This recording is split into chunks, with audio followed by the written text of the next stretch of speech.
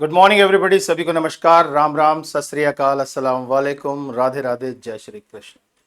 तो तैयारी आपकी बहुत बढ़िया चल रही होगी। आपको मालूम है जो टॉपिक आपने एलसीएम एचसीएफ पढ़ा है उसमें 7 लेक्चर्स के अंदर 5 लेक्चर्स में आपको सिर्फ और सिर्फ बेसिक कंसेप्ट की नॉलेज देने की कोशिश की और उसके बाद एमसीक्यूज पे क्वेश्चंस करवाए आपको लेक्चर 6 और 7 में। अब लेक्चर 8 में हम बात करेंगे उन सवालों की जो प्रीवियस ईयर के पेपर में कहीं ना कहीं सीडीएस में इस चैप्टर से संबंधित पूछे जाते रहे हैं। तो हम शुरू करते हैं इस टॉपिक में पीवाईक्यू। इस 1 घंटे के लेक्चर में हमारी कोशिश रहेगी 25 से 30 क्वेश्चंस आपको करवाए जाएं और फिर एक और सेशन लगाया जाए पीवाईक्यू का, ताकि अब तक पूछे गए जितने भी सवाल आपसे इस चैप्टर से संबंधित सीडीएस में पूछे गए हैं उनका भी सोल्यूशन आपको मिल जाए और आप ये फील करें कि आपको जो नॉलेज 5 स्टार्टिंग बेसिक लेक्चर में मिली है वो अपने आप में सफिशिएंट है किसी भी सवालों को सॉल्व करने के लिए, specially from LCM and HCF. तो चलिए पीवाईक्यूज की बात कर रहे हैं। पीवाईक्यूज में हमारे पास आज क्वेश्चन है एलसीएम एंड एचसीएफ के। क्वेश्चन तो बहुत सारे हैं और आप जानते हैं, आप पढ़ रहे हैं दिलीप सर से।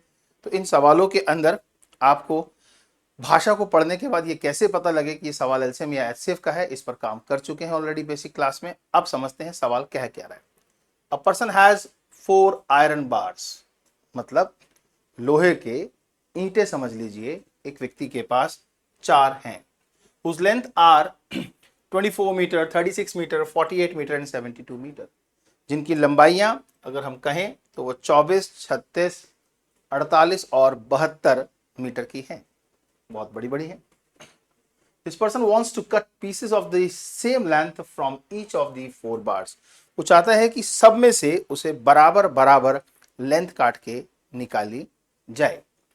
What is the least number of the total pieces if he is to cut without any wastage? मतलब कम से कम वो कितने पीस निकाल पाएगा जिससे कि बिल्कुल भी वेस्टेज ना हो। लास्ट के सेंटेंस में जाके आप कंफ्यूज होते हैं। लीस्ट, ऐसा लगता है सवाल एलसीएम का है। जब आप एक बार को काटोगे तो वो अपने आप से बड़ा हो जाएगा या छोटा, यहीं से समझ लीजिए। ऑफ कोर्स उसका जो पीस होगा वो उसका एक हिस्सा होगा और उसका एक टुकड़ा होगा जिसे हम फैक्टर बोलते हैं। तो फैक्टर वर्ड इस्तेमाल किस में होता है, एलसीएम में या एचसीएफ में?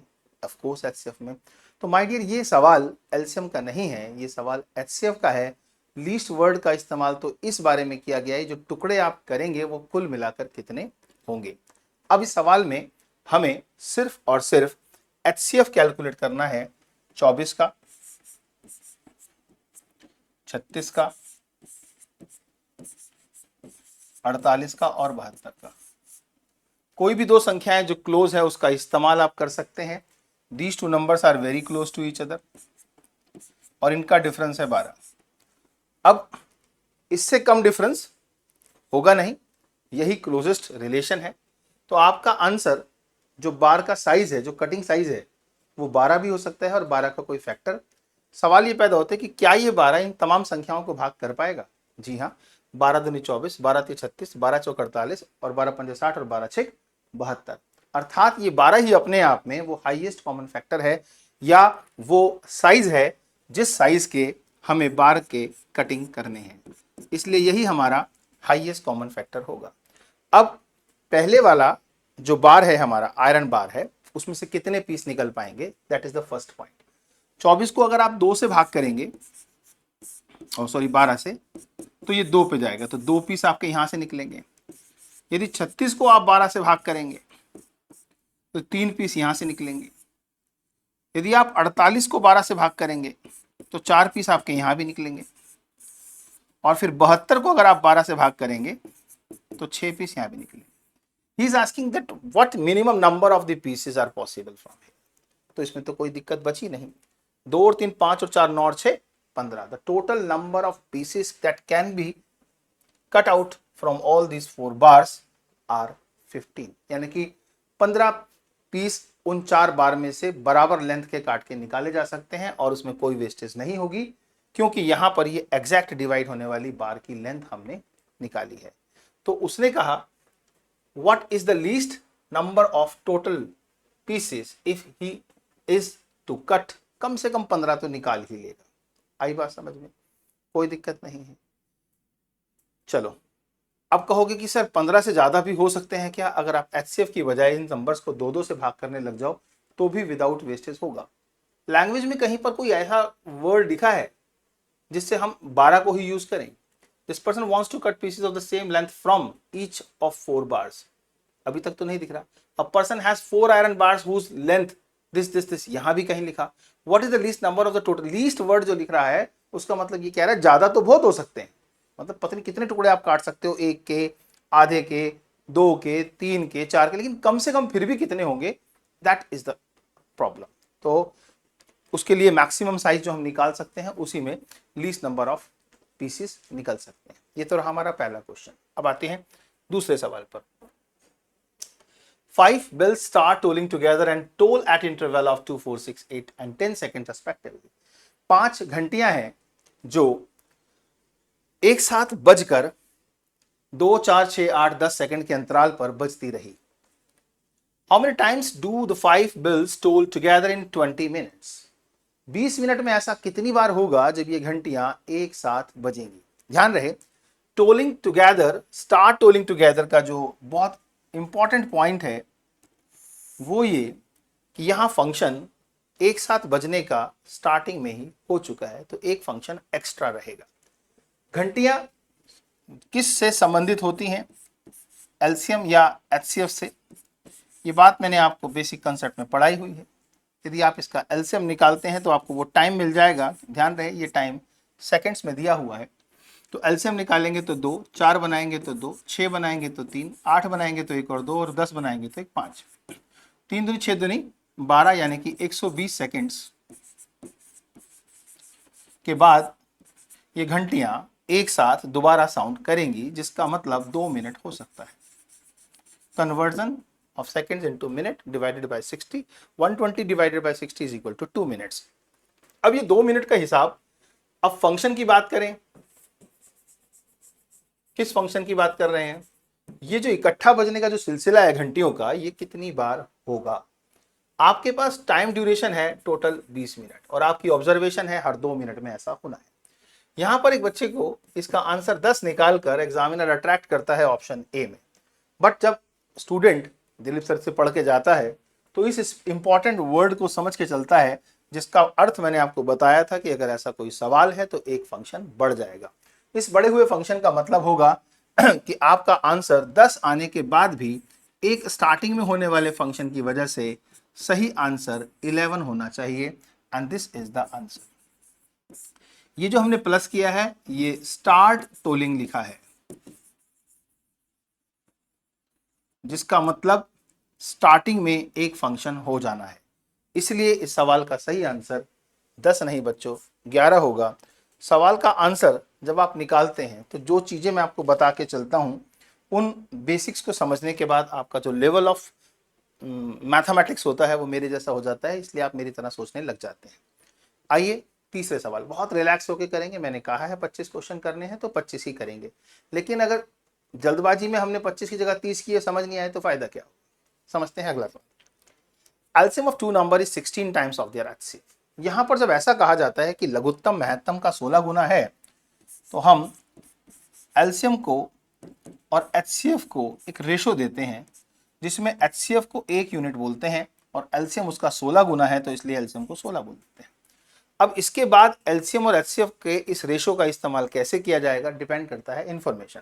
The sum of the LCM and the HCF is 850। यदि आप इन दोनों को जोड़ें एलसीएम और एचसीएफ को, तो आपका टोटल 850 दिया हुआ है, और इन दोनों को जोड़ें तो ये 17 यूनिट्स होगा। तो वैल्यू ऑफ 17 यूनिट्स को आप 850 बोलेंगे और 1 यूनिट की वैल्यू निकालने के लिए 17 से भाग करेंगे, 17 पंजे 85, 50 आ जाएगा। इस 50 का मतलब 1 यूनिट से है और 1 यूनिट का मतलब एचसीएफ से है, तो आप कह पाएंगे कि आपके एचसीएफ की जो वैल्यू है वो 50 हो चुकी, और एलसीएम की जो वैल्यू है इसका 16 गुना, यानी कि 16 गुणा 50 हो गई। अब definite value of LCM and HCF of the question is available. पूछ रहा है if one of the number is 50, यहां पर एक n1 की वैल्यू भी आपको देके चल रहा है 50, then what is the other number? तो दूसरी संख्या क्या होगी? आपने मुझसे पढ़ा एक कंसेप्ट N1 इंटू N2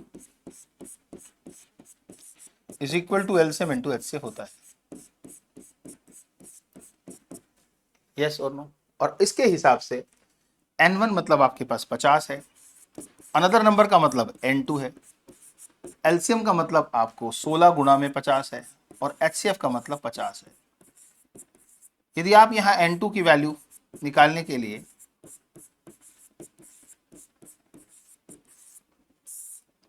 50 से डिवाइड करेंगे, क्योंकि एक नंबर आपको 50 ही दिया है, तो 50 से 50 कट जाएगा और 16 पंजे 80, 800 सेकेंड नंबर निकल के आ जाएगा। ये रहा आपका ऑप्शन ए, जिसमें आपको दिया हुआ है 800। तो आज का तीसरा सवाल भी आपको समझ आया होगा। जब लेवल बढ़ जाता है तो इंफॉर्मेशन को यूज कैसे करते हैं, ज्यादा दिक्कत नहीं आती है, राइट? तुम कोशिश से जी मत चुराओ, वरना तुमसे नजरें चुरा लेगा तुम्हारा टारगेट। तो आप अगर ये चाहते हैं कि जिसको आप अचीव करना चाहते हैं उसको इग्नोर करके भी आप अचीव कर लेंगे, तो ये तो हमारे संबंधों में भी नहीं होता। क्योंकि अगर हम किसी रिश्ते को भी इग्नोर करते हैं तो वो रिश्ता हमें इग्नोर कर देता है, जो कि बोल भी सकता है परंतु आपका टारगेट तो बिना बोलने वाला सिर्फ आपको देखता रहता है।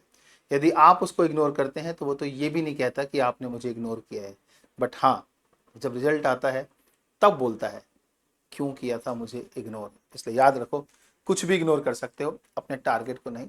अगर उसे इग्नोर कर दिया तो वो वक्त आने के बाद जरूर बताएगा आपको। तो प्लीज और समझ लो, इग्नोर बहुत खतरनाक चीज है। आपकी सफलता ने अगर आपको एक बार इग्नोर कर दिया तो जिंदगी भर के लिए छाप छोड़ जाएगा। तो उसको इग्नोर नहीं करना, चाहे सारी ख्वाहिशों को इग्नोर कर दो। The LCM of 3 different number is 150।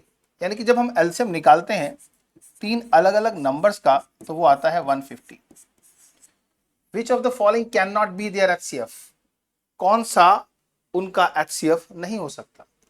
यदि इस एलसीएम की हम बात करें तो आपको फैक्टर मिलेंगे 2, 3, 6, पंजे 30, पंजे 150। अब आप बताओ कि आपके जो एचसीएफ हैं वो क्या क्या हो सकते हैं। ऑफ कोर्स अगर एलसीएम है तो वो अपने एचसीएफ से पूर्णतः विभाजित होता है, राइट हो रहा हूं? तो यानी कि 150 भाग हो सकता है जिससे वो एचसीएफ हो सकता है। वो कह रहा है can not be their HCF, जो एचसीएफ नहीं हो सकता उसकी बात बताओ। तो क्या 15 एलसीएम को भाग कर सकता है? हाँ, 5 3 15। 25 कर सकता है? हाँ, 5 5 25। 50 कर सकता है? हाँ, 5 5 25 दूनी 50। 55 कर सकता है क्या? भाई 55 कहां से लाऊं? वो 55 नंबर इनमें से किसी से बनेगा ही नहीं। इसलिए ये मैंने बात आपको बता रखी है कि एचसीएफ का काम एलसीएम को भाग करना कंपलसरी है। अगर वो भाग नहीं कर पा रहा तो वो उन संख्याओं का एचसीएफ नहीं हो सकता जिनका एलसीएम आपको दे रखा है। हमारे पास 55 एक ऐसी संख्या हुई जो किसी भी रूप में इन फैक्टर से नहीं बनाई जा सकती। That's why 55 is the number which we can say cannot be the HCF of those numbers which LCM is 150. Got it? आपको फिर समझा दूं, यहां आपको 15 बन के मिल गया था और यहां आपको 25 बन के मिल गया था, यहां आपको 50 बन के मिल गया था, लेकिन 55 कहीं मिल के नहीं दे रहा था, तो इसका मतलब है नॉट पॉसिबल। Got it? 55। ये था आपका चौथा सवाल। This knowledge will also help to you. अगले सवाल की तरफ चलते हैं। 25 mango trees, 42 apple trees and 56 orange trees have to be planted in rows such that each row contains the same number of trees of one variety only. Which is the minimum number of the rows in which the above trees may be planted? Minimum को पढ़ के फिर लगता है कि least है, ये LCM का सवाल है, लेकिन भैया वो पौधों को प्लांट करते समय ये कहना चाह रहा है कि यहाँ trees of one variety only, मतलब एक क्यारी में एक ही तरह के पौधे लगे होने चाहिए, मिक्सअप नहीं चाहिए उसे, और हर क्यारी में पौधों की संख्या भी बराबर चाहिए। कह रहा है, ध्यान से पढ़ो, have to be planted in rows such that each row contains the same number of the trees. Same number of the trees का मतलब है कि आपके जो क्यारियां बनेंगी उनमें एक क्यारी में पौधों की संख्या बराबर होगी। तो ये सवाल इतने स्ट्रेंथ को बढ़ाने का नहीं है, तोड़कर लगाने का है। यानी कि तोड़ने का मतलब उसका टुकड़ा है, टुकड़ा मतलब है हिस्सा, है हिस्सा मतलब है फैक्टर मतलब है एचसीएफ है। तो सवाल एचसीएफ का है। एचसीएफ के इस सवाल में हमारे पास मैंगो, एप्पल और ऑरेंज में इनकी संख्या 21, 42 और 56 है। कौन सी दो संख्या है जो नजदीक है? कायदे से तो ये भी लगती हैं, ये भी लगती हैं। इसको देखते हैं, यहां 14 का डिफरेंस है। अब जब एक संख्या ऑड नंबर है तो इवन नंबर तो वैसे भी एचसीएफ नहीं हो सकता, क्योंकि कोई इवन नंबर किसी ऑड नंबर को पूरा पूरा कभी डिवाइड नहीं कर पाता। इसलिए हमें इसके फैक्टर करके ही चेक करना होगा। 1 और 14 के बाद अगर दूसरा फैक्टर है तो 2 और 7। यहां हम 14 के बाद 7 से ट्राई करेंगे और समझने की कोशिश करेंगे कि यार क्या ये सारी संख्याएं 7 से भाग होती हैं? 7 या 21, 7 6 42, 7 8 56। Yes, all the numbers are divisible by 7। तो ये पूछ क्या रहा है? पूछ रहा है what is the minimum number of the rows in which the above trees may be planted. यानी कि इन पौधों को कितनी क्यारियों में लगाया जा सकता है। तो जब आप 21 आम के पौधों को 7-7 पौधे करके क्यारियों में लगाओगे तो रोज की बात करें तो 3 रोज तो आपको मैंगोस की ही बनानी पड़ेगी। 42 की अगर आप बात करें तो 7 से इसको भाग करके 6 रोज तो आपको एप्पल की, और 56 को 7 से भाग करें तो 8 रोज आपको ऑरेंज की बनानी पड़ेंगी। इस तरीके से टोटल रोज जो आपकी बन पाएंगी 8 6 14 और 3 17। This is the number of rows you need for these all plants to be planted. That answer is 17. I hope बात समझ आई होगी। सवाल नंबर 5 भी आपको बहुत आराम से, बहुत रिलैक्स जोन में जाके समझ आया होगा। Each and every class is very important to all of you, my dear, because सबसे ज्यादा इंपॉर्टेंट पॉइंट ये है कि आपका कंसेप्ट बहुत स्ट्रांग है। आप बहुत रिलैक्स होकर सवालों को पढ़ते हैं, समझते हैं और सॉल्व कर देते हैं। What is the greatest number which divides this so as to leave the same remainder in each case? जब मैं आपको रिमाइंडर के सवाल पढ़ा रहा था तो मैंने आपको बताया था कि एलसीएम और एचसीएफ में रिमाइंडर के जो क्वेश्चंस होते हैं उसमें एचसीएफ में एक ऐसा सवाल आता है जहां रिमाइंडर सेम तो होता है परंतु दिखाई नहीं दे रहा होता। ऐसे में करना क्या होता है? हमने आपसे कहा था 3 डिफरेंस निकालने होते हैं। एक नंबर आपके पास है 392, दूसरा नंबर है 486 और तीसरा नंबर है 627। जब आप इनको आपस में घटाते हैं तो 6 में से 2 गया 4, 18 में से 9 गया 9, तो ये डिफरेंस 94 आता है। फिर जब आप इसको घटाते हैं तो 7 में से 6 गया 1, 12 में से 8 गया 4 और ये 5 में से 4 गया 1। फिर जब आप इसको घटाते हैं तो आपको तीसरा डिफरेंस मिलता है, ये आपका D1 आ जाता है, ये आपका D2 आ जाता है और ये आपका D3 आ जाता है, जो कि यहां से 7 में से 2 गया 5, 12 में से 9 गया 3 और 5 में से 3 गया 2। इन 3 डिफरेंसेस के बेस पर आपको निकालना है एचसीएफ। एचसीएफ निकालने के लिए सारी संख्याएं आपके पास ऑड और इवन की टर्म में हैं, तो कोई इवन नंबर तो आपका आंसर हो नहीं सकता, इसलिए 34 की कल्पना तो भूल जाइए कि ये आंसर होगा। अब सवाल पैदा होता है कि नंबर दिखने में ऐसे लग रहे हैं जिनमें 37, 47 और 37 जो ऑप्शन है कहीं ना कहीं प्राइम नंबर है। 37 भी प्राइम नंबर है, 43 भी और 47। तो फैक्टर के पॉइंट ऑफ व्यू से देखें तो इसके 2 फैक्टर हैं, 2 गुणा में 47। अब जरा लॉजिकली पूरा क्वेश्चन सॉल्व करे बगैर आप मेरी बात को समझने की कोशिश करें। यहां अगर 47 है तो क्या 47 के अलावा 37 या 43 आ पाएगा? नहीं आ पाएगा। यस और नो?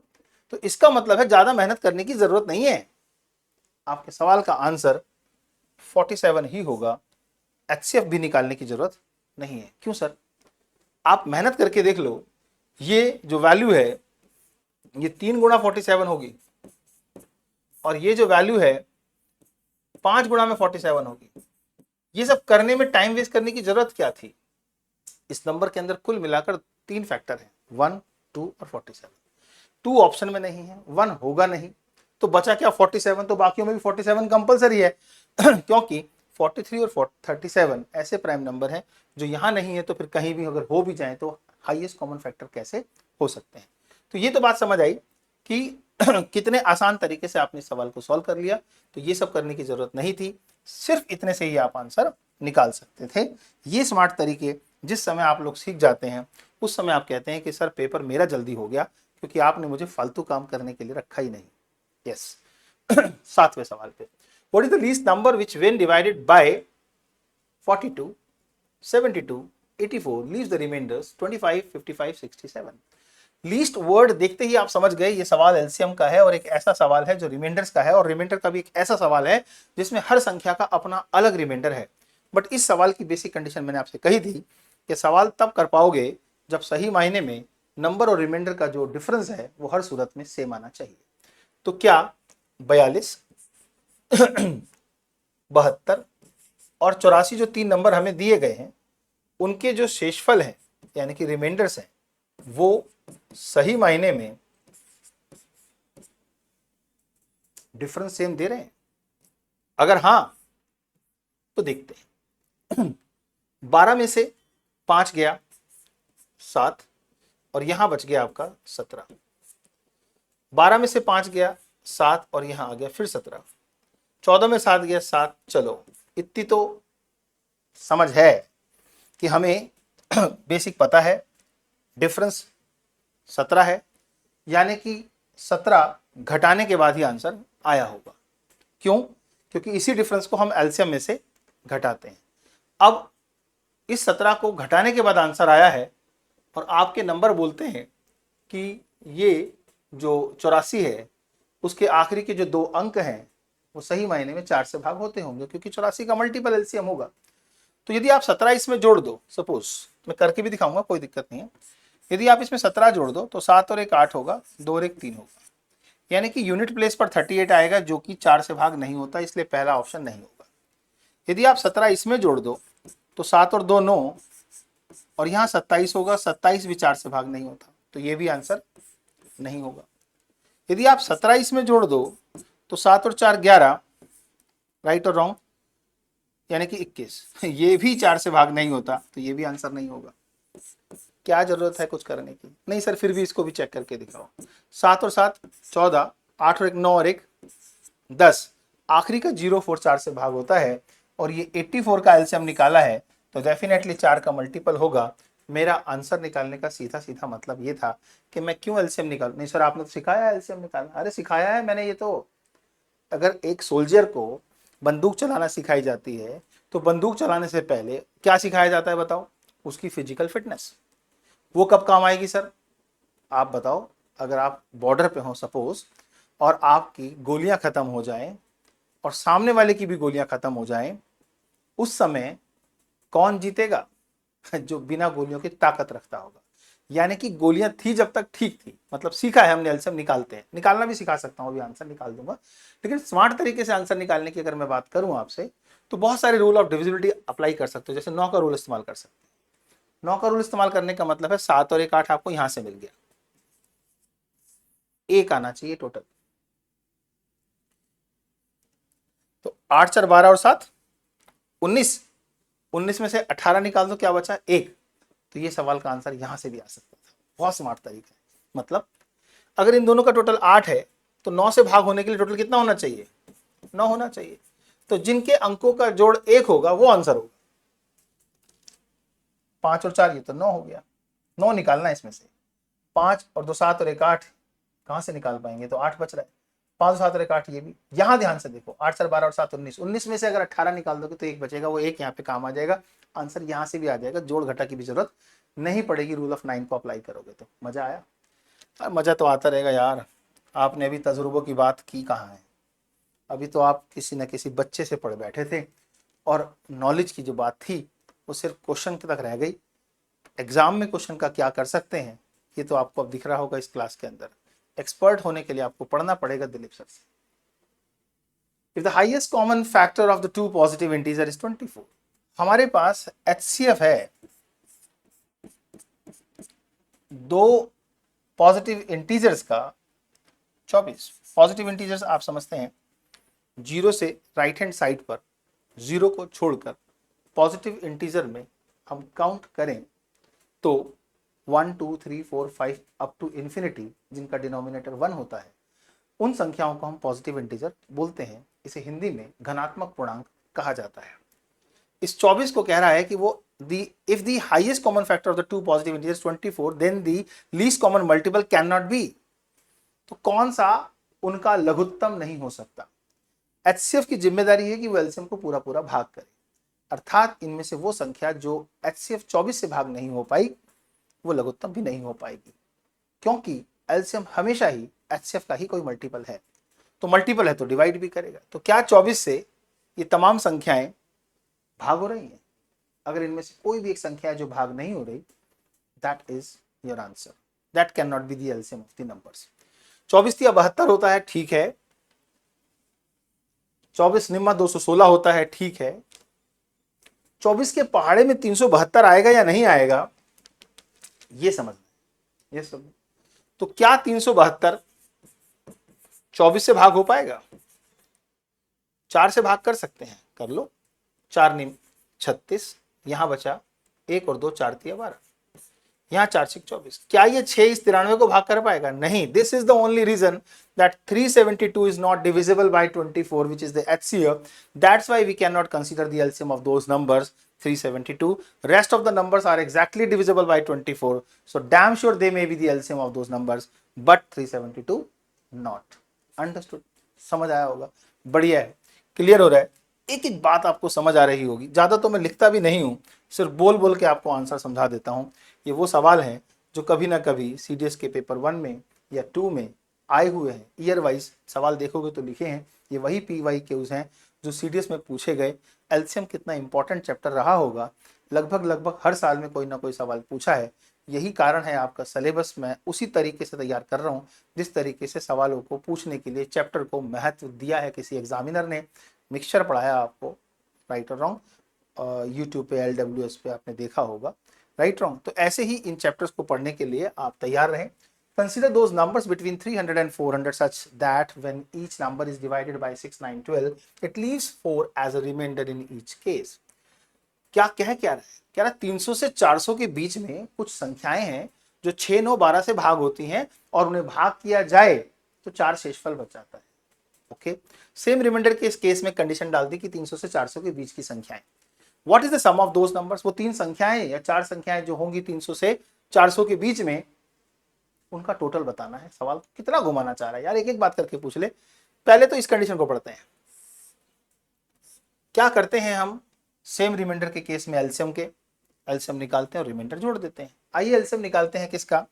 जब आप 6 का, 9 का और 12 का एलसीएम निकालोगे तो आप इतने इंटेलिजेंट हो गए हो कि अगर मैं कहूंगा 36 तो आप कहोगे सही कह रहे हो, क्योंकि 6 6 36, 9 चौक 36, 12 3 36, ये है वो मिनिमम वैल्यू।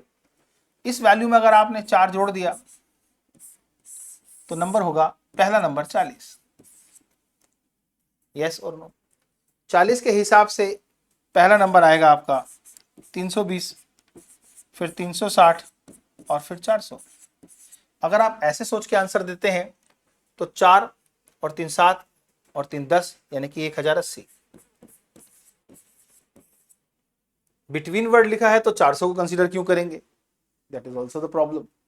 तो क्या ये आंसर 680 हो सकता है क्या? वो तो ऑप्शन में नहीं है। तो कहीं ना कहीं लॉजिक को समझते हैं और फिर बात करते हैं। फ्रॉम लिखा होता 302, राइट, बिटवीन की जगह, तो 300 से 400 में 400 भी कंसीडर हो जाता। कोई बात नहीं ना, क्या दिक्कत है, मैं हूं ना आपके साथ। तो 36 के हिसाब से आपका जो पहला मल्टीपल 300 के बाद होगा, जो सही मायने में 36 से भाग होता होगा, वो होगा 36 निम्मा 9 चौक 36, 9 6 54, 9 3 27 और 5, बोलो 27 और 5। अब ऐसे फंस जाते हो कई बार, तो सीधे सीधे मल्टीप्लाई करना है। 9 6 54 का 4, कंफ्यूज होना नहीं है। बचा कितना है? 5, 9 27 और 5 32 यार। इसमें अगर आप 4 जोड़ोगे तो आपको पहला नंबर मिलेगा 328। ये वो संख्या होगी 300 के बाद जिसमें आप कह सकते हैं कि वो नंबर 328 है जो 300 से 400 के बीच में है, जिसे हम 36 से भाग करके देखेंगे तो 4 बच जाएगा। ये हुआ पहला नंबर। दूसरा नंबर, इसको 10 से मल्टीप्लाई करें, 36 गुणा में 10 तो 360 और ये होगा 4, तो ये हो जाएगा 364। इसको 11 से मल्टीप्लाई करके देखें,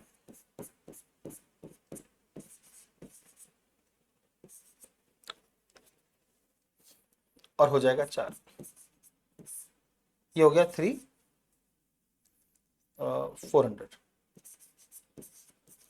अब अगर आपसे कह रहा है उन संख्याओं का जोड़ बताओ, तो अभी भी आप देखिए 4 3 7 और 3 10, 1000 और इनको जोड़ दें तो ये हो गया आपका 64 और 28, 1000 इनको जोड़ते हैं तो 8 4 12 92। तो आपका आंसर पहुंचा 1092 पर। तो जिस तरीके से हम पहले कर रहे थे उसमें 1080 आ रहा था, वो हमारा गलत है। ये आंसर हमारा सही होगा 1092, इन तीनों संख्याओं का जोड़। अब आप कहेंगे सर यहाँ बिटवीन वर्ड लिखा है, तो बिटवीन वर्ड लिखने वाले क्वेश्चन में जो लास्ट नंबर होता है उसे कंसीडर नहीं करते। तो लास्ट नंबर 400 इसे अगर कंसीडर ना करें तो हमारा आंसर 328 प्लस 364 होगा। तब ये आंसर 8 4 12 9 और 692 होगा। क्या आपका ऑप्शन 692 है? यस, यही है स्मार्ट तरीका कंसेप्ट तक जाने का। मैं डायरेक्ट आपको आंसर, जो बच्चे गलती करते, कोई ये आंसर देता, कोई ये आंसर देता, लेकिन वो बिटवीन वर्ड को इंपॉर्टेंस अगर आपने देनी है तो आपका सही आंसर 692 होगा। तो ये भी आंसर लग रहा था, नहीं है। 1080 भी लग रहा था, जो गलत तरीके से हम कर रहे थे, वो भी नहीं है। तो सही आंसर है 692। अंडरस्टूड? मजा आया? Next, what is the smallest positive integer which when divided by 458 leaves the remainder 9? 458 and 9 leaves the remainder 3478। ये भी एलसीएम का वो सवाल है जिसमें अनइक्वल रिमाइंडर की बात कही गई। नंबर 4 है, 5 है, 8 है, 9 है, रिमाइंडर 3 है, 4 है, 7 है, 8 है, डिफरेंस 1 1 और 1 है। कायदे से कौन सा आंसर होगा? कहो तो एलसीएम ना निकालू, आंसर दूं? देखो, 1 यहां से मिल गया तो 8 जिसका टोटल होगा, क्योंकि संख्या 9 से भाग होती है, 8 जिसका टोटल होगा वो आंसर होगा।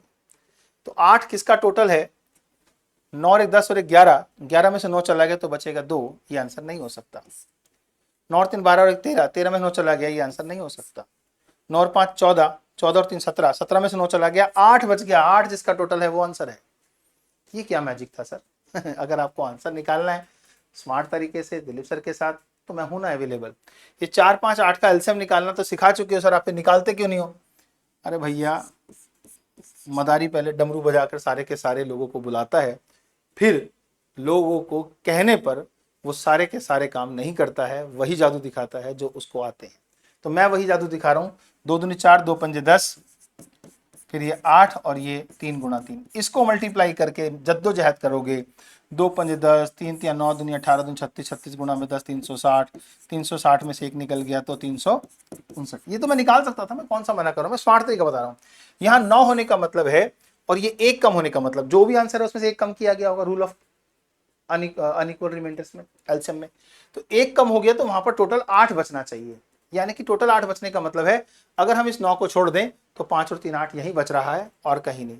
नहीं sir sir sir sir sir क्या कर रहे हो सर? सर यहां भी तो बच रहा है, अगर 9 निकाल दे तो यहां भी तो 8 बच रहा है। तो भैया मेरे बच्चे, लीस्ट इन दोनों में से कौन सा होगा? 359। ये दो प्रोबेबिलिटी होने की वजह से 359 का आंसर रूल वाइज ऐसे है, कंसेप्ट वाइज ऐसे हैं, इन दोनों में से ही कोई एक आंसर है। और अगर 9 की शर्त पूरी हो गई तो शर्त पूरी होनी चाहिए 8 की भी। 8 मतलब आखिरी के 2 अंकों का 8 से भाग होना जरूरी है। इसमें 1 जुड़ते ही 60 हो जाएगा, इसमें भी 1 जुड़ते ही 20 हो जाएगा, तो ये संख्या 8 से भाग हो जाएगी, वो भी हो जाएगी। तो 8 भी हमारा सपोर्ट नहीं करेगा। 5 की बात करें तो 5 भी कहेगा कि आखिरी में 5 या 0 आना चाहिए, 1 जुड़ेगा तो आएगा। तो सारे काम ऑप्शन से ना करके एक काम ऐसा भी कर सकते हैं कि जो सिखाया है वो भी आता है आपको, हर चीज आनी चाहिए आपको, कंफ्यूजन का लेवल नहीं आना चाहिए। इसको जस्टिफाई भी करना पड़ेगा आपको कि ये इससे बेशक छोटा है तो क्या शर्तें पूरी करता है, यस और no. That is we have studied in basic. अगले सवाल की तरफ चलते हैं। तो हमारे सवाल का आंसर था इस सवाल का 359। आप देखो पहले 1 मिनट इस सवाल को, फिर मैं देखूंगा, फिर हम देखेंगे, फिर दुनिया देखेगी, और आप देखते रह जाएंगे। कौन देखेगा रिजल्ट? वो भी देखेंगे जो हमसे नहीं पढ़े होंगे, और ढूंढेंगे हमें भैया किन से पढ़ के सिलेक्शन हुआ है, तब फिर जमाना देखेगा।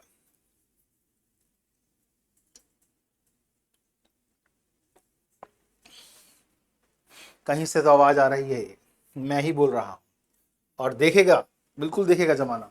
What is the sum of the digit of the least number which when divided by 52 leaves 33, when divided by 78 leaves 59, and when divided by 117 leaves the remainder 98? ये भी एक ऐसा सवाल है जिसमें अनइक्वल रिमाइंडर का क्वेश्चन है। नंबर्स आपके पास दिए हुए हैं। पहला नंबर है 52, रिमाइंडर है 33, फिर है 78, रिमाइंडर है 59, और फिर है 117, रिमाइंडर है 98। अनइक्वल रिमाइंडर के इस एलसीएम के सवाल का डिफरेंस तो बराबर आना चाहिए। तो 12 में से 3 गया 9, और यहां बच गया 1। क्या ये भी 19 है? 18 में से 9 गया 9, यस। क्या ये भी 19 है? 17 में से 8 गया 9, यस। चलो, इस 19 का मतलब आपको समझाएंगे। क्या करना होता है, एलसीएम में से इसको घटाना होता है तो आंसर आ जाता है। कह रहे, पूछ क्या रहा है, what is the sum of the digits of the least number, मतलब उस संख्या के अंकों का जोड़ क्या होगा। अच्छा जी, अब उस संख्या के अंकों का जोड़ क्या होगा, तो ये 9 का मल्टीपल है, ये माइनस हुआ हो, यस और नो। तो इस 9 को अगर मैं छोड़ दूं तो 1 बचा, तो वहां टोटल 8 होना चाहिए, आंसर आ जाएगा। तो आपके सवाल में टोटल 8 सिर्फ यहां पर है, and that is the answer of your question. क्या क्या क्या करा सर ये? मजा आएगा आपको मेरे साथ काम करने में। इस सवाल को सॉल्व करने के लिए बहुत आसान तरीका है। ये 19 नंबर में से माइनस हुआ होगा, तो 9 भी माइनस हुआ, 1 भी माइनस हुआ, तो वहां बचा कितना होगा, टोटल 8 बचा होगा, ताकि वो संख्या 9 से भाग हो जाए। रूल ऑफ डिविजिबिलिटी काम करती है बच्चे इन सवालों में। तो आपका आंसर 17 इतनी जल्दी कोई निकाल सकता है क्या, दिलीप सर के अलावा? क्या कर रहे होंगे लोग इस सवाल में? पहले निकाल रहे होंगे एलसीएम। एलसीएम निकालेंगे तो 52 को लेंगे 2 दूनी 4 गुणा 13, फिर 78, 78 मतलब 13 6 78, 13 दूनी 26, 26 3 78, फिर 13 निम्मा 117 होता है, गुणा में 3। ये आपका एलसीएम है। 13 तिया 39, 39 तिया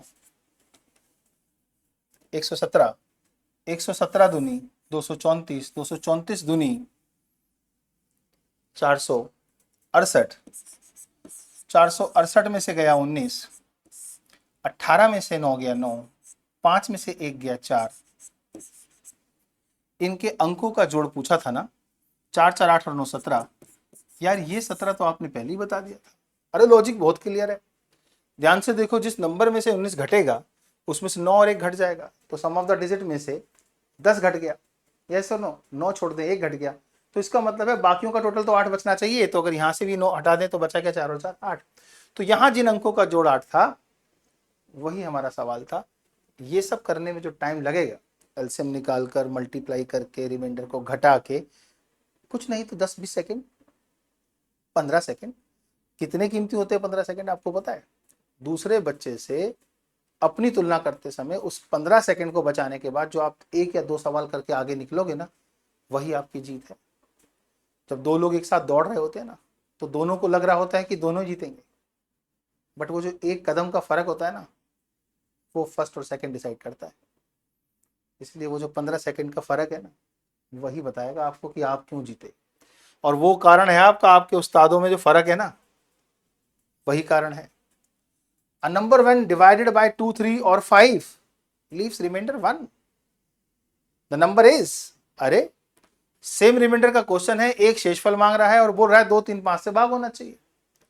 यानी कि इस सवाल को भी अगर ड्रामेटिकल तरीके से करूं तो एक रिमाइंडर जुड़ा होगा, तो 1 निकाल दूं तो आखिरी में 0 बचना है, आखिरी में 0। यहां 6, यहाँ 2 और यहाँ 2। अरे भैया 5 और 2 के मल्टीपल का जो एलसीएम होगा उसके आखिरी में 0 होगा, तो आपके सवाल का आंसर तो 31 ही होगा। अरे सर इतने छोटे सवाल में क्यों स्मार्ट तरीका लगा रहे हो, निकाल ही दो ना। निकाल लो यार, एलसीएम ही तो है। 2 गुणा 3 गुणा 5, 30 एलसीएम आ गया और एक रिमाइंडर जोड़ दिया, आंसर तो 31 ऐसे भी आ जाएगा। मैं तो ये कह रहा हूँ सेम रिमाइंडर जुड़ा होता है, निकाल दो। निकाल दोगे तो यूनिट प्लेस का पता लगेगा, 0 बन रहा है। 0 बनना चाहिए क्योंकि 5 और 2 का फैक्टर है, मल्टीप्लाई हुआ तो कोई भी एलसीएम का मल्टीपल बनेगा ये, तो एंड में 0 होगा। और किसी भी एंड में 0 नंबर में अगर आप 1 जोड़ोगे तो आखिरी में 1 दिखाई देगा। यानी कि यहां आप समझ सकते हो कि जो आखिरी में 1 दिखाई दे रहा है, राइट, उसको ही निकालते तो एंड में 0 सिर्फ यही बनेगा। That was the answer is option first. मजा आ रहा है सर, बहुत मजा आ रहा है। आपसे थोड़े से सवाल पढ़ने के बाद भी बहुत बड़ा ज्ञान हो जाता है। अब लग रहा है कि सर जहाज बना देंगे सवालों को। What is the least number of the square tiles required to pave the floor of a room of 9 meter 99 centimeter long and the 4 meter and 7 centimeter long? आपसे कह रहा है कि आपके पास एक फ्लोर है, ये फ्लोर है। इस फ्लोर में इसकी जो डायमेंशंस हैं वो ये रखिए, 999 सेंटीमीटर। सर 9 मीटर दिया था, अरे 1 मीटर में 100 सेंटीमीटर होते हैं ना, तो 999 सेंटीमीटर हो गया। और ये आपके 407 सेंटीमीटर है। यहां आपसे पूछ रहा है कि कितनी टाइल्स लगानी होंगी और लिख रहा है what is the least number of the square tiles required to pave the floor of a room of size this. अब इस फ्लोर की बात अगर मैं करूं तो इसका एरिया 999 इंटू 407 है। यहां डिवाइड होना है एक टाइल के एरिया से ताकि नंबर ऑफ टाइल निकाली जा सके। टाइल का साइज आप यूं समझे बच्चे, जैसे कि ये एक छोटी सी टाइल है, लेकिन इस टाइल की जिम्मेदारी ये है क्योंकि इसमें लिखा है स्क्वायर टाइल, तो इसका साइज स्क्वायर जैसा होगा। और ये स्क्वायर एक ऐसा होगा कि जब ये इस लेंथ को काटेगा ऐसे फिट करते हुए, तो वो इस लेंथ को भी काटेगा ऐसे फिट करते हुए, और वेस्टेज की कोई गुंजाइश है नहीं। तो ये जो नंबर है, जो इस नंबर को और इस नंबर को दोनों को भाग कर पा रहा है, वो इनका कॉमन फैक्टर है। और इस कॉमन फैक्टर को आप समझ रहे हैं मैं क्या कहना चाह रहा हूं। मैं साफ कहना चाह रहा हूं कि इस कॉमन फैक्टर में एक ही बात पता है, हाईएस्ट कॉमन फैक्टर निकालना है इसका, हाईएस्ट कॉमन फैक्टर। तो हाईएस्ट कॉमन फैक्टर में अगर मैं ये कहूं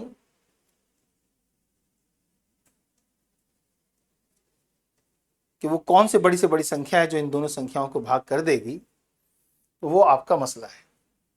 एचसीएफ निकालने के लिए संख्याएं तंग कर रही हैं, कौन सी विधि का इस्तेमाल करें? सर डिफरेंस विधि का इस्तेमाल करें या लॉन्ग डिवीजन का करें या फैक्टर का करें? फैक्टर आप कर नहीं पाओगे, संख्याएं दिखने में ऐसी हैं कि आप परेशान हो जाएंगे। तो आप सीधे सीधे इसे भाग करो।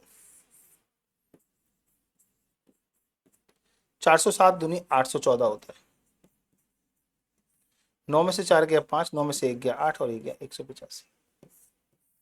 फिर 407 को भाग करो। बहुत सॉफ्ट तरीके से रहना चाहिए क्वेश्चन में। 18 तिया 54 होता है, लेकिन 18 दूनी 36, 2 पे चले जाएंगे। 2 पंजे 10, 18 36 और 1 37। ये 7 आ गया और 10 में से 7 गया 3 आ गया। 185 37 का ही 5वां मल्टीपल है, यानी कि इनका जो एचसीएफ है वो 37 है। This is the first point is clear. तो जो ये टाइल है इसका जो साइज है, ये वाली जो टाइल आपको मैं दिखा रहा हूँ, यहां से मैं आपको थोड़ा सा ये कर रहा हूँ, ये टाइल थोड़ी बड़ी करके दिखा रहा हूँ। इसका जो साइज है वो 37/37 है। अब 37 से आप इसको भी भाग करेंगे और इसको भी, तब आपके पास जाके नंबर ऑफ टाइल्स जो आपको चाहिए वो निकल के आएंगे। अब 37 का ये कौन सा मल्टीपल है, ये कौन सा मल्टीपल है, यस और नो, इसे कैलकुलेट करके जो वैल्यूज आएंगी उसे मल्टीप्लाई करके आंसर आएगा।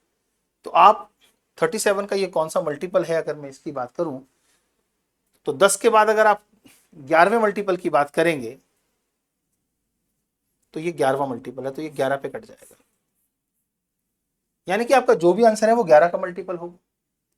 11 के मल्टीपल के रूल की बात करें तो 7 और 2 9 में 7 गया, डिफरेंस 0 या 11 नहीं आया। 7 और 2 9 में से 4 गया, डिफरेंस 11 के हिसाब से 0 या 11 नहीं आया। 7 3 10 में 0 गया, डिफरेंस नहीं आया। 7 और 2 9 में से 9 गया, डिफरेंस 0 आया। The answer is 297। ये है वो स्मार्ट तरीके जहां मैं आपको आधे अधूरे में रूल ऑफ डिविजिबिलिटी का इस्तेमाल करके सिखाता हूं। तो जैसे ही ये 11 आया, मैंने रूल ऑफ डिविजिबिलिटी के हिसाब से देखा कि वो कोई भी आंसर होगा 11 का मल्टीप्लाई होगा। उन 4 ऑप्शन में से कौन सी संख्या ऐसी है जो 11 से भाग होती है?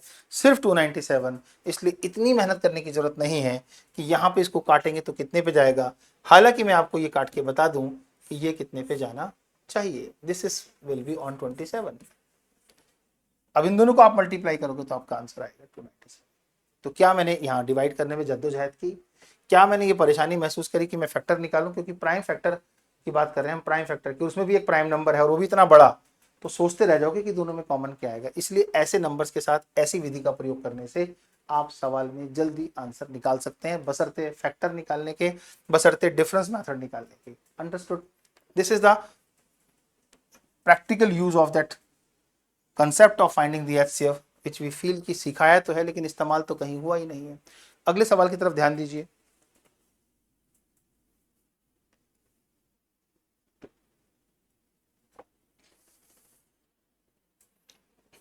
What is the HCF of 3.0, 1.2 and 0.06? Decimal में HCF निकालते समय बड़े कंफ्यूज होते हैं बच्चे। तो मैं आपको कहता हूं कि यार ये 3.0 है ना, वो वास्तव में 3/1 है। 0.0 है ना, कुछ तो है ही नहीं। दूसरा 1.2 है ना, वो वास्तव में 12/10 है। तीसरा 0.06 है ना, वो वास्तव में 6/100 है। निकालना क्या है? HCF। जब आपको HCF निकालना होता है तो ऊपर वाली वैल्यू का HCF और नीचे वाली वैल्यू का LCM निकालना होता है। तो आपको क्या करना है? ऊपर वाले में 3, 12 और 6 का HCF 3 होगा और 1, 10 और 100 का LCM 100 होगा। तो आपके सवाल का आंसर 0.03 होगा। ये ज्यादा आसान है आपकी कंफ्यूजन को खत्म करने के लिए। लेकिन यहां पर आंसर तो 0.6, 0.06, 6.0, 6.06 दे रखा है। क्या कोई मिस्टेक है? क्या हमने कहीं कोई गलती करी है? 3, 12 और 6 का HCF तो 3 ही होगा। 1, 10 और 100 का LCM तो 100 ही होगा। तो आपका जो फैक्टर है वो 0.03 हाईएस्ट कॉमन फैक्टर होगा। लेकिन अगर मैं इसको डबल कर दूं, राइट और रॉन्ग, तो ये 0.06 हो सकता है। 0.06 कंसीडर करें या ना करें, ऑप्शन में तो है। देखो, जो फैक्टर होता है वो भाग करता है, वो होता तो अपने नंबर से छोटा ही है।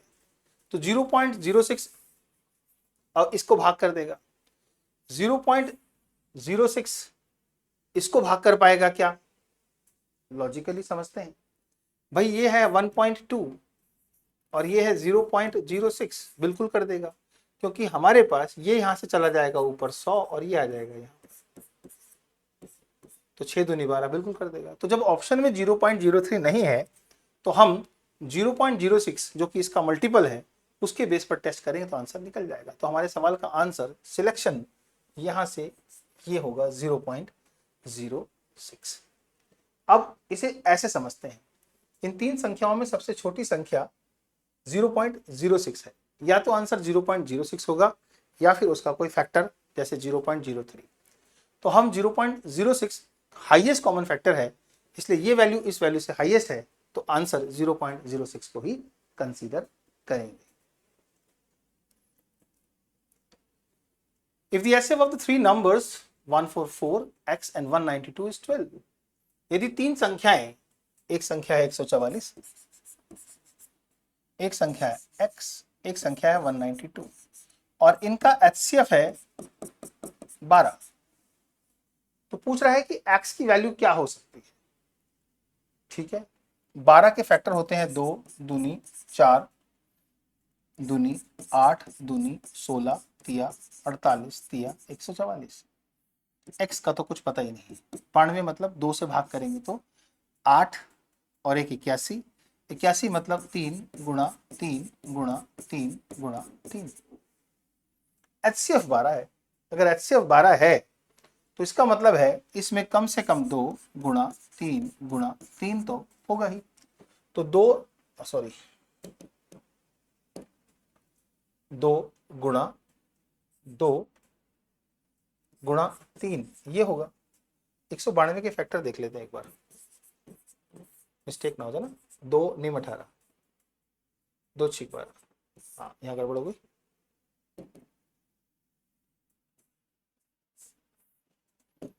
दूनी 4 दिया।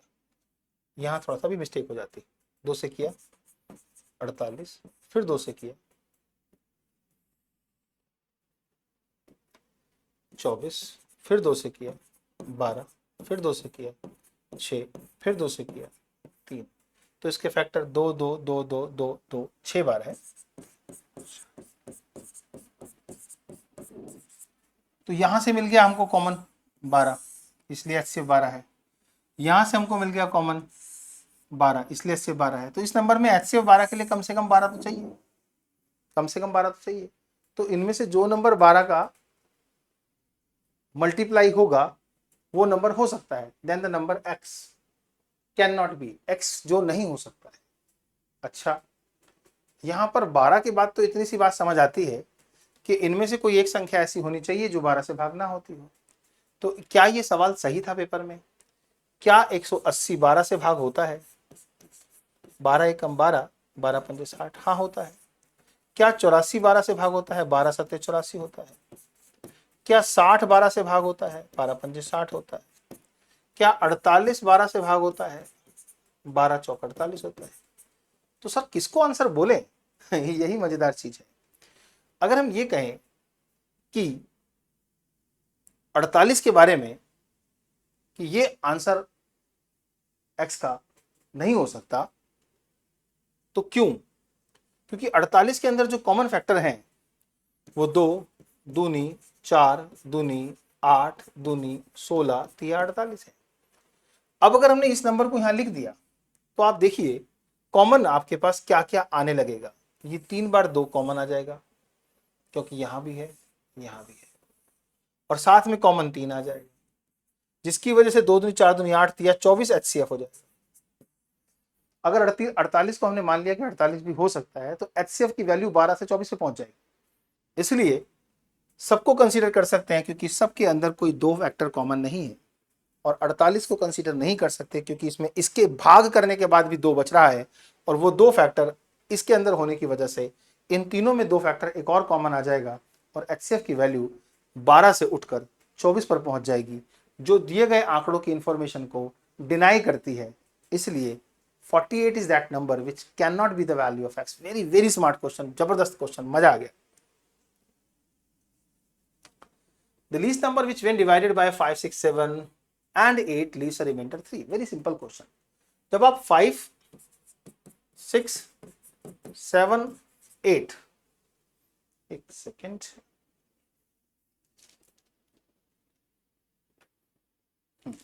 जब आप 5, 6, 7, 8 से भाग करके 3 रिमाइंडर की बात करते हैं तो हम इस क्वेश्चन का बेसिक कंसेप्ट समझते हैं कि रिमाइंडर को जोड़ा जाता है एलसीएम निकालने के बाद। तो यानी कि 3 घटा दें, अगर 3 घटा दें तो क्या समझ आएगा? यूनिट प्लेस सबके केस में 0 ही आएगा, और वो आना भी चाहिए क्योंकि 5 का मल्टीपल है और एक 6 है, 5 दूनी 10। रूल की बात करें तो सारे अंकों का जोड़ उसके बाद 3 से भाग होना चाहिए। यदि अगर यहाँ से 3 निकाल दे तो 4 और 6 3 से भाग होगा, 8 4 12 भी होगा, 8 14 15 भी होगा, 5 2 7 2 9 भी होगा। यहाँ पर आकर हमारी वो नॉलेज काम आती है जो हमें आती है। दैट मीन्स 5 2 गुणा 3 गुणा 7 2 दूनी 4 दूनी 8, ये तो हो गया 10। 7 1 की दूनी 42 दूनी 84, 840 प्लस 3, द आंसर इज 843। तो आपके सवाल का सही जवाब होगा 883। शॉर्टकट अप्लाई करने पर अगर आपको लगता है कि कोई वजह नहीं मिल पा रही है क्योंकि और भी ऑप्शन उस कंडीशन को सेटिस्फाइड कर रहे हैं, तो ठीक उस समय आपको याद आएगा वो पहली 5 क्लासेस जो मैंने आपको पढ़ाई हैं, जिसमें आप किसी भी सूरत में सवाल को छोड़ के नहीं आने वाले। रीजन बहुत क्लियर है। ये सवाल हो सकते हैं कि आपसे जब पूछे गए हों आप नहीं रहे हों, किसी ने भी फेस किया हो तो उसको नॉलेज इतनी नहीं होगी तो छोड़ के आ गए हों, या टाइम वेस्ट हो गया हो, या गलतियां हुई हों। तो अब आप पेपर देने जा रहे हैं, आपको बताना है कि इतनी नॉलेज के बाद आपने क्या करना है।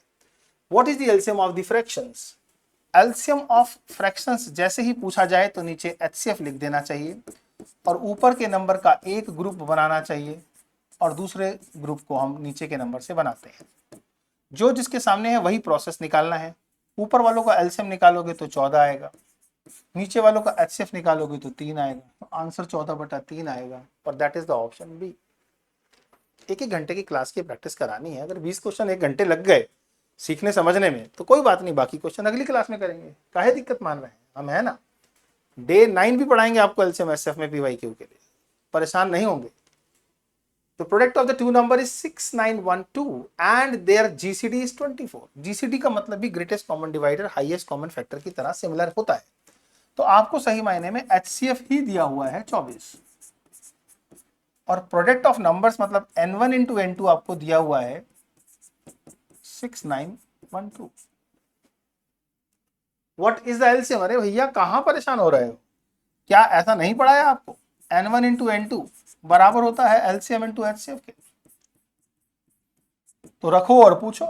तो 6912 यहां रखो, एलसीएम निकालना है लिखो, और एचसीएफ आपको दिया है 24। तो एलसीएम की वैल्यू क्या होगी जब आप भाग कर लेंगे इस 6912 को 24 से? ये तो आपको पढ़ा रहा हूं इसलिए लिख रहा हूं, वरना आप तो भाग करके आंसर निकाल दिया होता। तो डेफिनेटली भाग करना है, तो ये 4 से भाग कर लेते हैं पहले। आपके लेवल पे बात करता हूँ भाई मैं। भाग होगा, कॉन्फिडेंस पूरा रखना। 4 से होगा क्योंकि आखिरी के 2 अंक दिखाई दे रहे हैं आपको, 4 से भाग हो रहे हैं, और 24 तो वैसे भी 4 का मल्टीपल है। कहो तो 12 से ही कर लो। 12 पंजे 60, 12 सत्ते 84, 12 छिक 72, 12 दूनी 24, 2 दूनी 4, 2 अट्ठे 16, 2 अट्ठे 16, 288 कहाँ है भाई? ये रहा। 20 तक करेंगे इस क्लास के अंदर। बहुत आराम से पढ़ाया मैंने आपको इस क्लास में PYQ. The sum of the two number is 232 and their HCF is 29, यानी कि HCF की वैल्यू 29 और N1 प्लस N2 की value 232। What is the number of the such pairs of the number satisfying the above condition? Possible pair की बात कर रहा है भैया, लिखा है ना सच पेयर्स। तो क्या सिखाया था? सम को HCF से भाग करें, तो सम कितना है 232, भाग करें 29 से। भैया 29 से भाग करने पे किस पे जाएगा? 8 पे। सर कैसे पता लग जाता है आपको? 29 का पढ़ा भी आता है क्या? अरे नहीं भैया, 9 8 72 है। यस और नो। और अगर 10 से मल्टीप्लाई करूंगा 290, 290 के नीचे आखिरी में 2 आना चाहिए और 9 की टेबल में आना चाहिए, तो 9 8 72 ही तो होगा। 9 में 81 का तो 1 दिखाई देता, 9 7 63 का तो 7 दिखाई देता, मुझे 2 दिखाई देता, 9 8 72 है। अब टोटल के पॉइंट ऑफ व्यू सोचना है, जोड़ के देखो। 7 और 1 8 होता है, 2 और 6 8 होता है, 3 और 5 8 होता है, 4 और 4 8 होता है। यहां से तो क्या होगा? आपको रेशो नहीं मिलेंगे। अगर रेशो मिलेंगे तो वो 7:1 और 5:3 मिलेंगे। तो कितने रेशो मिल पाए आपको जिनमें को प्राइम सिचुएशन थी? That is 2। Answer is option B. आज की इस क्लास ने आपका और जज्बा बढ़ा दिया होगा। इस टॉपिक में से कोई क्वेश्चन आ गया तो उधेड़ दूंगा। तकलीफ तो बहुत होगी अगर इसमें से कोई क्वेश्चन नहीं आया तो। नहीं आया तो कोई बात नहीं, नॉलेज आपको अच्छी हो जाएगी। डोंट वरी, कुछ ना कुछ तो हासिल करके रहोगे। रास्ते में कई बार मुझे ऐसे बच्चे टकरा जाते हैं जो मिलने के बाद ये बताते हैं कि सर आपसे मैं मिला नहीं हूं, आप मेरे द्रोणाचार्य हैं, हम सिलेक्शन हुए, हम आपके एकलव्य। राइट और तो सिलेक्ट हुए हैं लोग मुझसे कहीं ना कहीं ऑनलाइन पढ़ के, ऑफलाइन पढ़ के। तो ऑनलाइन वालों को तो मैं नहीं जान पाता कि उनका चेहरा कैसे है, दिखते कैसे हैं, लेकिन देखने का तो मन करता है कि मैं किन को तैयार कर रहा हूं। कसूर मिट्टी का नहीं कुम्हार का होता है, जब कुम्हार का हाथ लोहार सा होता है। ज़्यादा टाइट पकड़ूंगा तो ना मटका बनेगा ना सुराई, और फिर वहीं से चिल्लाने की आवाज़ आई। हाथों में अगर सॉफ्टनेस नहीं है तो लोहार बन जा, कुम्हार बनने की कोशिश मत कर। तो मैं वही कोशिश करता हूँ कि मैं इतने सॉफ्ट तरीके से आपको पढ़ाऊँ कि लोहार सा ना लगूँ, कुम्हार सा लगूँ। और जब आप एक अच्छी सुराही और मटके की तरह ढल जाएं तो उस समय मैं ये कह पाऊँ, अब मैं लोहार नहीं बनना चाहता, क्योंकि तुम्हें बनाने के बाद तोड़ना नहीं चाहता। यह सब तुम बनोगे, 100% बनोगे। क्या बनोगे ये तो आप जानते हो। The HCF and LCM of the two natural numbers is 12 and 72। आपको दे रखा है LCM और HCF। What is the difference between the two numbers if one number is 24? Okay?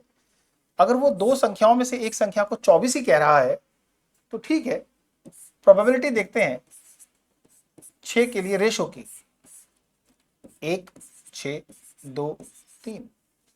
कहां से मिल सकता है आपको एक नंबर 24? जहां आप 12 मल्टीप्लाई करेंगे एज ए HCF तो यहां आएगा एक 36 और यहां आएगा एक 24। यानी कि ये वाला जो रेशो है आप इस्तेमाल करेंगे तो एक नंबर 24 मिलेगा, अदरवाइज 6:1 में आपको 12 से मल्टीप्लाई करके 24 नहीं मिलेगा। If one number is 24, what he is asking, what is the difference between the number? The difference between the number is 12. Clear है? आगे समझ, बहुत बढ़िया। और वैसे भी आपका जब HCF 12 है तो डिफरेंस कोई ना कोई 12 का मल्टीपल ही होगा, तो या तो 12 होगा या 24 होगा, ये दोनों तो वैसे भी आंसर नहीं हो सकते। क्लियर? तो जब तुक्का भी मारना हो तो किसको लगाएं, ये तो समझ आए। आज की क्लास में आपने पढ़ा PYQs related to CDS exam previous year questions. इन सवालों से मिलने के बाद आपको लगा होगा कि जो 5 क्लास में मैंने आपको पढ़ाया है वो मोर देन सफिशिएंट है। डेफिनेटली आपकी अधिकतम समस्याओं का हल आपको मिल रहा है। अगर आज भी कुछ बच्चे ऑफलाइन कहीं ना कहीं घर बैठकर मतलब क्लास मेरी ऑनलाइन अटेंड कर रहे हैं तो मैं उनसे मिलना चाहूँगा। पता आपको बहुत जल्दी मिलेगा। ढूंढने की ज़रूरत पड़ रही है मुझको, क्योंकि अभी दिखता नहीं हूँ तुझको। मैं कुछ इस तरह से चमकना चाहता हूँ, चांद के साथ सितारा बनकर नजर आऊंगा तुझको। Bye, take care, God bless you.